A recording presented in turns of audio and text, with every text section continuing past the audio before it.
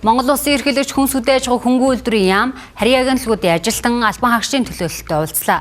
Уулзалтын үеэр дотоодын хүнсний хэрэгцээг бүрэн хангаж, улмаар экспортлогч орн болохын төлөө төр засаг, хувийн хвшил, мэргэжлийн холбоод, дотоод гадаадын хөрөнгө оруулагчид бүх талаар хамтран ажиллах шаардлагатай төрийн тэргүүний зүгээс онцоллоо.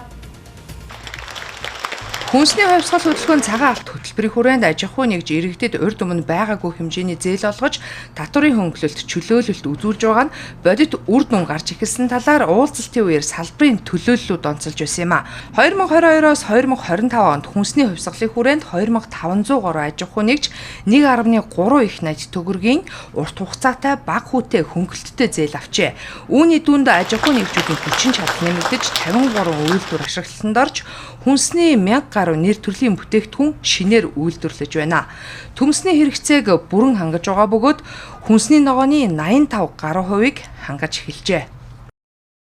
Цагаан алт хөдөлгөөний хүрээнд хөнгөн үйлдвэрийн салбарт урт хугацаат хөрөнгө оруулалт, технологийн шинжилэл авчирч, малын гаралтай түүхэн эдийг гүн боловсруулан нэмэн өртөг шингэсэн бэлэн бүтээгдэхүүний экспортыг нэмэгдүүлж байна.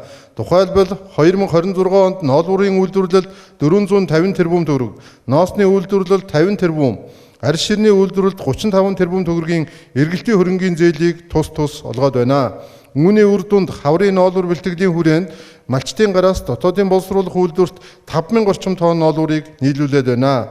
Ноолуурын бэлтгэл өнөөдөр ч үргэлжилж байна. Өнөөдөр юуг онцолж байна гэхээр өнөөдөр барилгын салбарт арматураа хийдэг болё. Импорт арматурыг одоо ордог арматураа хийдэг болов гэж. Дээр нь өнөөдөр Монгол улс хөжилтийн өндөр зэрэгэлт байгаа. Тэгэхээр энэ нөгөө компост бордоо юу бордоогоо гадаадаас ш дотоодоос хийдэг болов гэдэг.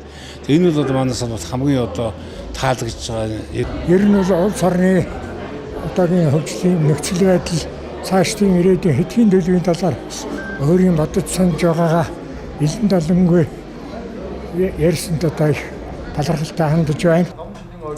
Цаашид залуу малчдын халаа, уур амьсгалын өөрчлөлтөд дасан зохицох, даван туулах чадах хөдөлмөрийн таатай үр өгөөжтэй зохицуулалт бий болгоход анхаарч ажиллах шаардлагатайг салбарын мэрэгчлэтнүүдийн зүгээс онцолж байлаа.